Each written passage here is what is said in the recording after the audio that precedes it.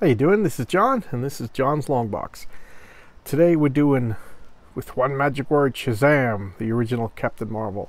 This is a DC comic, 20 cents, issue number 1, approved by the Comics Code. And this is DC bringing back the original Captain Marvel. Okay? That's Superman introducing him. You gotta get Superman on the cover to get people interested.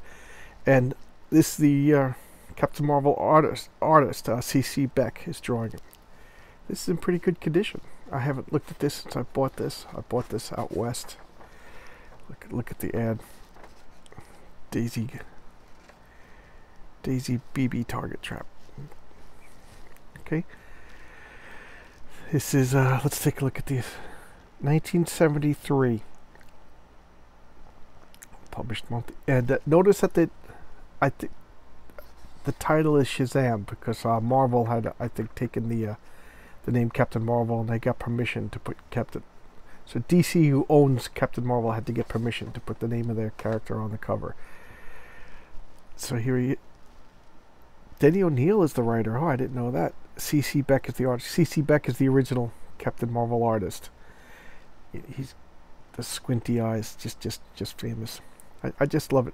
I always thought he had one of the best costumes. Just something about that. It's the simplicity of the two colors. And I love the dots on the boots. And sometimes they draw with what's that, a single-breasted suit? Buttons on the side. But it's just something about this Captain Marvel costume that I love.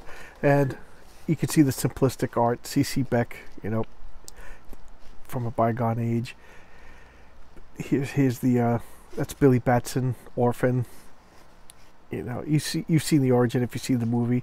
He meets a mysterious stranger, and the mysterious stranger tells him to come down the subway, and this fantastical train comes, and get on the train, and the subway train takes him to this underground lair where the 7 deadly enemies are met. They were supposed to be the 7 deadly sins, but they made it the 7 deadly enemies of man. I guess they didn't want it to be scary for little kids, but there's pride, envy, greed. It's the 7 deadly sins, and supposedly they're trapped in these like ceramic tools. I think one of the stories they broke out, and that's the wizard Shazam. Okay, that's his name. Shazam is the wizard's name, not Billy Batson, not Captain Marvel's name. People always get confused. And there's this rock above him. He has such a cool. I would love to be able to write Captain Marvel stories. I would do. Maybe at the end I'll talk about what I would do, my pitch.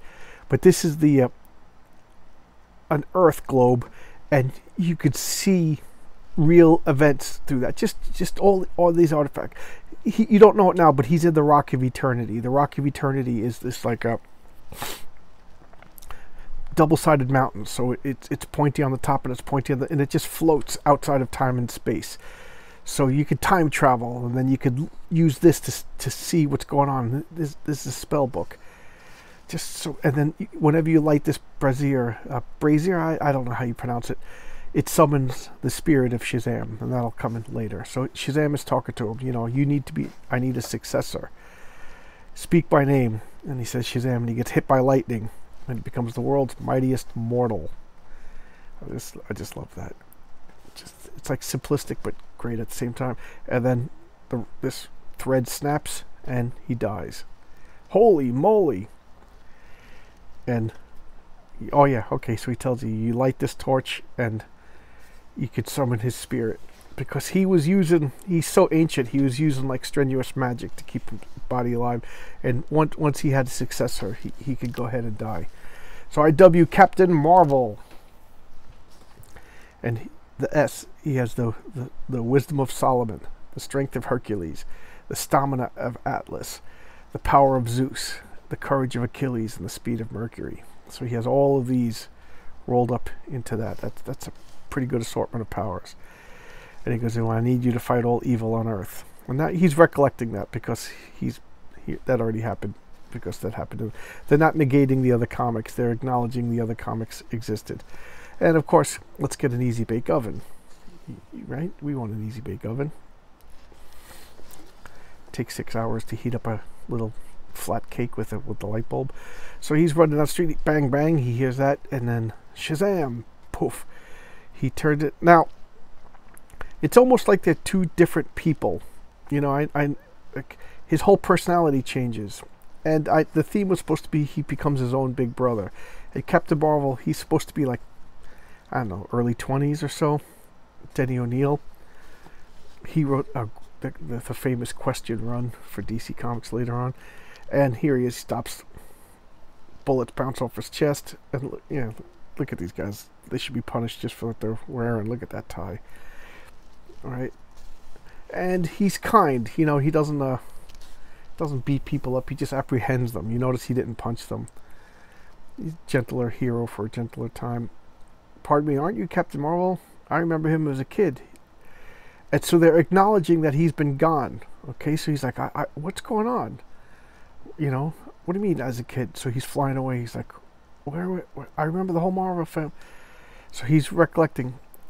That's Captain Marvel Jr., Elvis's favorite. Supposedly Elvis went into before he was famous, went into a barbershop with a copy of Mac Raboy's Captain Marvel Jr. and said, give me this haircut. And that's the origin of Elvis's haircut. And if you notice later on, Elvis, the chubby Elvis, he had a cape. He had a Captain Marvel cape. And that's Mary Marvel. Mary Marvel's his sister, and Captain Marvel Jr. was his friend, Freddie Feedman. If you've seen the movie, you've seen all that. So, what's going on? All three of them were taken aboard this Flash Gordon blimp, and this is the Savannah family. That's Dr. Thaddeus Boko Savannah, his daughter Georgia, and Savannah Jr. So these guys are like, just like Lex Luthor, you know, they were scientists, bald scientists, you know, and just like there was Mary Marvel or whatever, so he had to have three. She played Mary Marvel, he played Captain Marvel Jr. And then they'll be sealed in a globe of suspendium, a compound. They'll be in suspended animation. So he captures them, and rather than throw them into the sun or a black hole or anything like that, he just puts them into suspendium. So that's why they were gone for 20 years. You know, they had to. Sometimes the continuity just gets a little too much. You couldn't just bring them back and whatever. But here he is. He's trapped, and then he says Shazam, and Billy Batson's able to escape. That was a common trope, that they would chain up Captain Marvel, and then he would say Shazam, and the chains would fall off the little Billy Batson, because nobody would believe that he would turn into a little boy. And he smashes the suspendium and frees them, Mary Marvel and Captain Marvel Jr. He didn't say Shazam, he said Captain Marvel. That was his magic word. So he had the gimmick that he couldn't say his name. And then all three of them fly, smash through the suspendium, come back to Earth. The citizens are unaware that so yeah, so all of these people that were trapped didn't realize that 20 years had passed. So they were all wearing, you know, old-fashioned haircuts and clothes, stuff like that. I don't know. I just love the way he draws. You know, I know it's simple, but it just works. And here they are, gloating and everything. And the big red cheese, that was their nickname. And then Captain Marvel Jr. was the little blue cheese. And then he comes in and he smashes them all. And of course, he never, notice he doesn't beat them up or anything like that. He just grabs them all and flies them back. All right, and then brings them to justice. And that's Mr. Mind. In the origin, Mr. Mind is this super intelligent worm that can mind control people, and he was the leader of the Monster Society of Evil, and he was they wrote themselves into a corner because they were just having these mind controlled people do things, and Captain Marvel didn't want to hurt them, and then they're like, who's the bad guy? There's no room, and then they just threw a worm in because they realized that there was no other way that they would have missed a bad guy standing there, so they had to make a little tiny worm. So Mr. Mind was made a worm. It wasn't what they planned. So these are reprints of original Captain Marvel, originally published in Captain Marvel Adventures 1946. Was this? Yeah, I think this was originally a CC Beck. So you can see how the art is the same, and they're copy. Later on, around issue 10 or so, they modernized the art. But I don't even remember what's going on in this story. He's pulling string from another dimension. The string is super strong. It cuts through knives. Oh, look at these ads. 7-foot tall monster. I always wanted to get that. It's just a two-dimensional piece of paper. But just, I don't know. I know it's not everybody's cup of tea, but no backgrounds. Really undetailed. The coloring. This is 4-color comics at its best. I talked about 4-color. They only had 4 colors to work with. At the time, it was all they were good, and then they didn't realize that they could have expanded into more colors. I'm just enjoying. I don't remember this story too much. I'm just enjoying. I bought this in a collection of comics, so I think I got this. Must have been a 91, 92. Remember, I put all my comics in storage in 92, and then moved to go back to school. Toy Soldiers, Charles Atlas.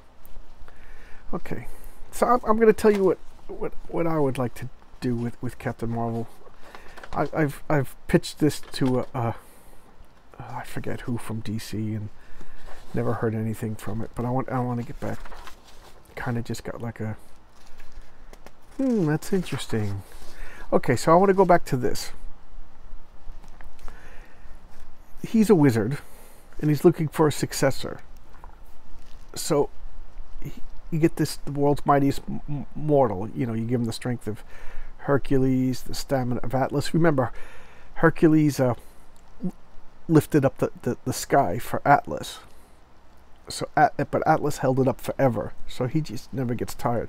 Zeus's power. He's whatever power you want to say Zeus has, but they kind of say that Zeus's power amplifies all the other gifts.